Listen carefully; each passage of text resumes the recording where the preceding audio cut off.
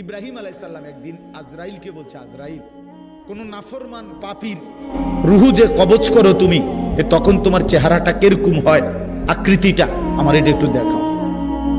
হযরত ইব্রাহিম আলাইহিস সালামকে আজরাইল বলছে, আল্লাহর কসম হে নবী, আপনি সহ্য করতে পারতেন না, আপনি এটা দেখতে চাইেন না। ইব্রাহিম আলাইহিস সালাম বললেন, না, আমার একটু হলেও দেখাও। তো আজরাইল এই বিভৎস আকৃতি, মানে নাফরমানের জান কবজ করার সময় উনার যে চেহারার আকৃতি হয়, এই চেহারাটা ধরে ইব্রাহিম আলাইহিস সালামকে দেখাইলেন। বিশ্বাস করেন, এই কিতাবে আছে, ইমাম কুরতুবীর কিতাব। ইব্রাহিম আলাইহিস সালাম একটা চিৎকার মাইরা বেহুশ হয়ে গেছে। হুঁশ আসার পরে ইব্রাহিম আলাইহিস সালাম বললেন, আল্লাহর কসম, আয় আল্লাহ, মালিক আপনার কসম, কবরের আযাব, জাহান্নামের আযাব কোন নাফরমানের জন্য কিছুই লাগবে না, শুধু আজরাইলের এই ভয়ানক দৃশ্য জান কবজের সময় একবার দেখলেই তার সারা জিন্দেগীর নাফরমানির শাস্তির জন্য এটাই যথেষ্ট।